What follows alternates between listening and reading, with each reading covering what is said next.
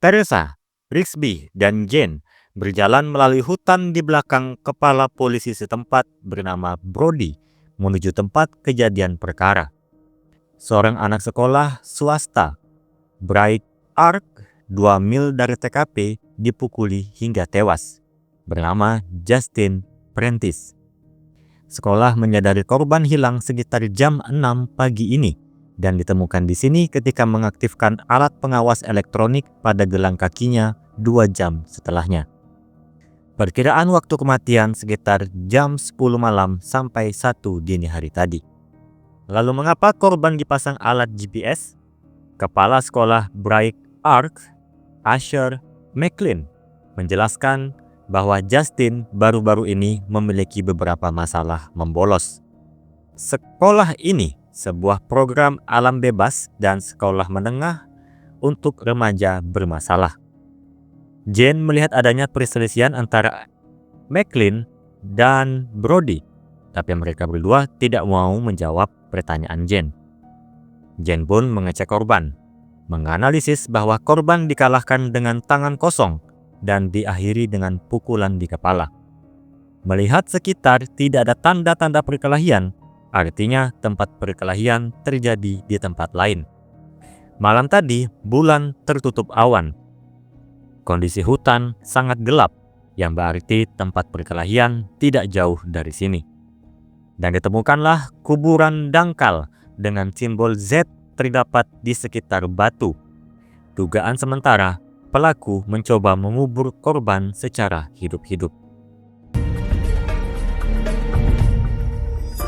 Setelahnya, murid-murid sekolah Bright Ark berkumpul di sekitar kepala sekolah McLean dan tim CBI. McLean memberitahu mereka bahwa mereka dapat belajar dan berkembang dari kematian Justin. Seorang anak bernama Brian bertanya apakah mereka dapat melakukan upacara api suci pada hari Jumat.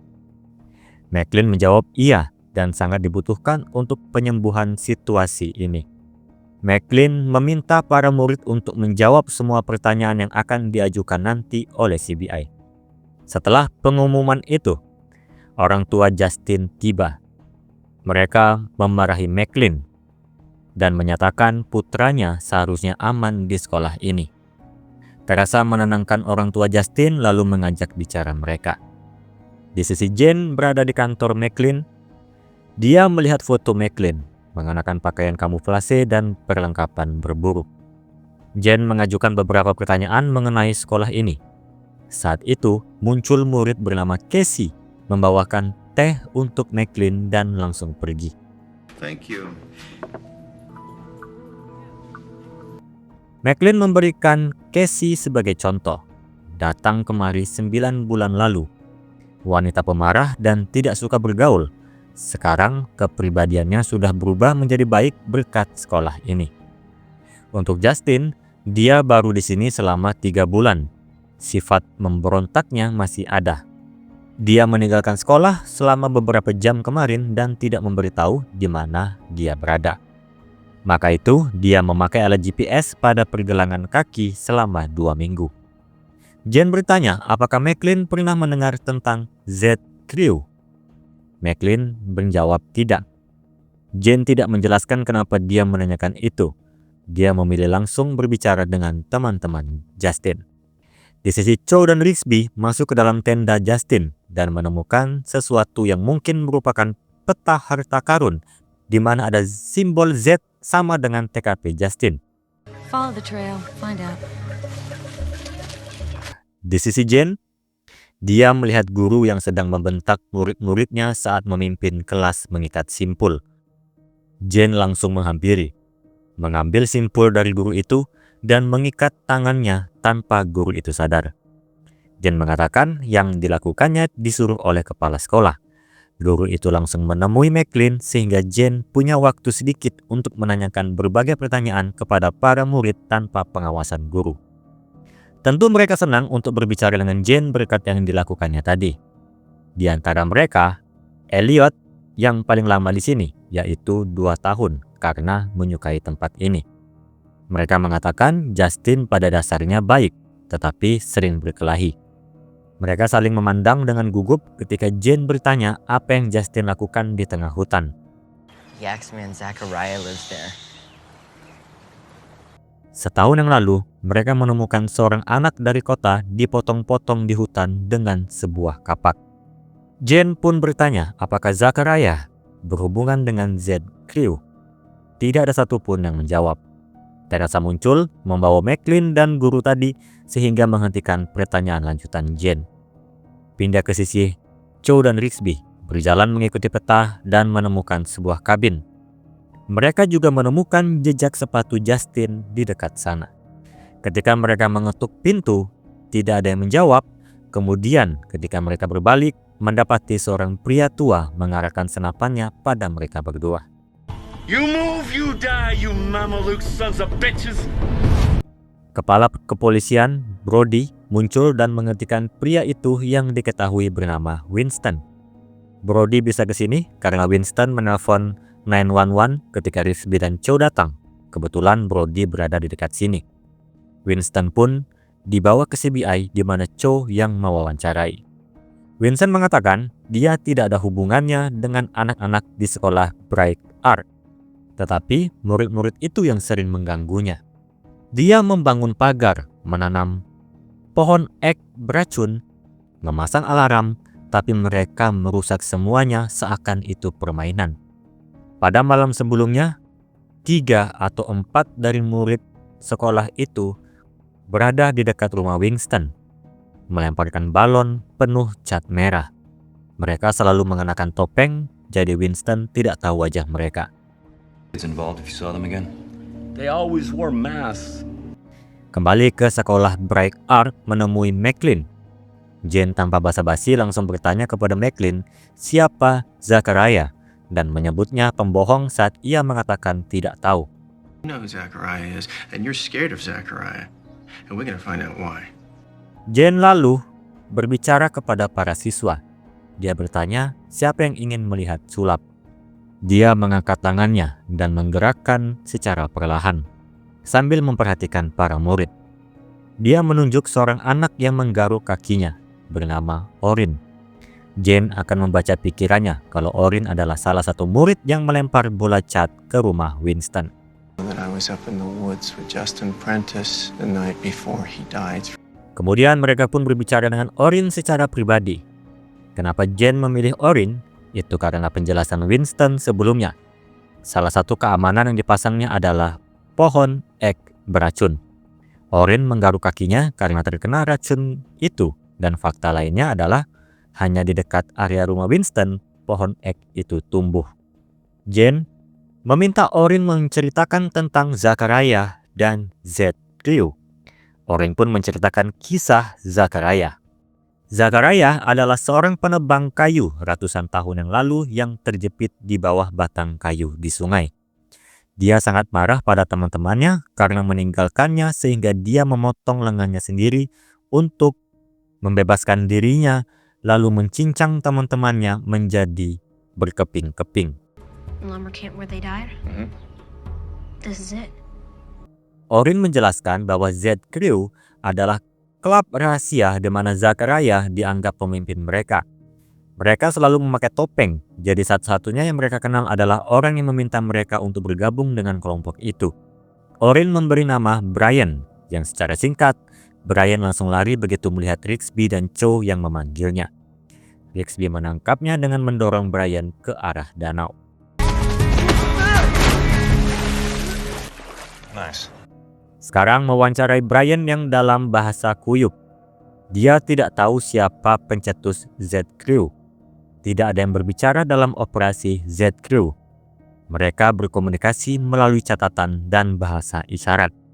Aktivitas Z. Crew hanyalah tentang berlarian di hutan, bukan pembunuhan.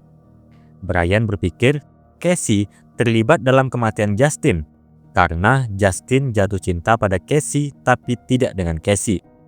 Brian sempat melihat mereka berdua bertengkar sehari sebelum kematian Justin. Beberapa saat kemudian, Van Pelt dipanggil ke sini karena mereka kekurangan anggota untuk mewawancarai semua murid dan staf. Dan Teresa muncul memberitahu Casey menghilang. Jane ingat gadis itu. gadis yang mengantarkan teh ke ruangan McLean sebelumnya. Ketika semua orang memutuskan untuk mencari Casey ke tengah hutan, Jane pergi sendirian karena mencari orang hilang terdengar membosankan. Tentu Jane melakukan hal yang lebih dekat untuk mencari Casey. Dia membuat rangkaian bunga aster di bawah jembatan pintu keluar masuk sekolah. Dia melihat mobil McLean. Jane muncul dan bertanya pada McLean mau pergi kemana. McLean menjawab, dia mau ke kota dan Jane kebetulan juga ingin ke kota. Saat masuk ke mobil melewati pagar, McLean menyuruh Jane untuk menutup pagar, tapi Jane menolak. Karena jika dia turun, maka McLean akan langsung pergi. McLean bertanya mengapa dia harus melakukan itu. Jane mempunyai 3 teori tentang McLean: takut, malu, dan bersalah. Kemudian Jane memanggil Casey yang ternyata bersembunyi di belakang mobil.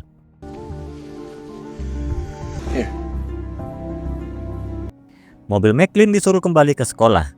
Jane memberi Teresa dan Brody kalau sudah menemukan Casey, di mana McLean mencoba membawa kabur Casey. Kenapa McLean melakukannya? Jane mengatakan kalau McLean dan Casey memiliki hubungan yang masuk ke dalam ranah seksual. Miserable little pervert! Kembali ke markas CBI, Teresa dan Jane berbicara dengan Casey. Dia mengatakan benar sudah berhubungan seksual 2 kali seminggu selama beberapa bulan. Dia mengatakan dia takut, dan McLean hanyalah orang yang menyedihkan. Jane bertanya apakah Zachariah yang menyuruhnya. Casey menjawab iya, dan perintahnya Casey harus berhubungan seks dengan McLean. Cerita tentang Zachariah betul-betul mempengaruhi para murid-murid Bright Ark. Teresa mendatangi Rigsby dan menyuruh membuat tuduhan pada McLean atas pemerkosaan di bawah umur menurut undang-undang. McLean berkata bahwa dia hanya peduli pada Casey, tapi Rigsby mengatakan hasil lab akan membuktikan apakah McLean kasihan atau mendapat kesempatan emas. Atas kejadian ini, Rigsby menuduh McLean yang membunuh Justin karena ingin mendapati Casey seutuhnya. McLean menyangkalnya dan meminta pengacara. Rigsby melaporkan interogasi tadi pada tim dan mereka saat ini butuh bukti pengakuan.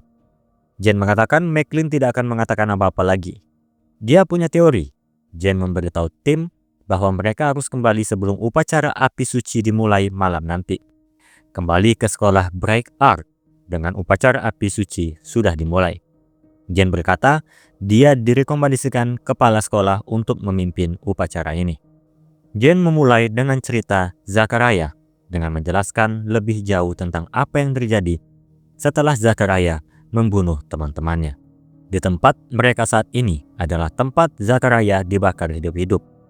Di tengah terpanggangnya dia dengan api, Zachariah bersumpah bahwa jika seseorang menulis huruf Z di tanah dan memanggil namanya 3 kali, dia akan bangkit dari kubur. Jika orang yang memanggilnya itu adalah pendosa dan tidak bertobat, dia akan membawa semua orang ke sarangnya. Terutama belakangan terjadi kejahatan yang dilakukan di tanahnya. Anak-anak tidak percaya cerita Jane, terutama Elliot yang mengatakan kisah yang sangat lemah. Jane pun menanyakan apakah ada yang berani memanggil nama Zachariah. 3 murid pun memanggilnya secara bergantian. Zachariah! Zachariah! Zachariah! Dan tidak terjadi apa-apa. Told you. Weak. Jane berkata, mereka lupa bagian terpenting, yaitu menandai tanah dengan huruf Z. Dia menyerahkan tongkat kepada Elliot, dan Elliot tanpa ragu membuat tanda Z. Guess he's on vacation. Jane bertanya kepada Elliot, apakah dia yang membunuh Justin. Dengan penuh ketakutan, akhirnya Elliot mengakui dia yang membunuh Justin. Seketika tangan itu melepas cengkraman pada Elliot. Kill Justin. Yes! Yes, it's me! Jane hanya mengatakan Elliot terselamatkan dan hampir saja terseret oleh Zachariah. Dan muncullah sosok yang muncul dari bawah tanah tadi yang ternyata adalah Rigsby. Oh, hey, Rigsby. Berbicaralah tim dengan Elliot.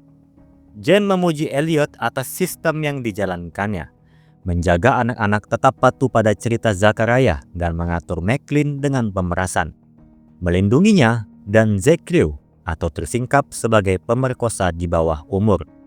Elliot mengatakan Justin bersikap lunak pada Casey, tetapi ketika dia mengetahui apa yang dilakukan Casey dengan McClane atas perintah Zachariah, Justin marah.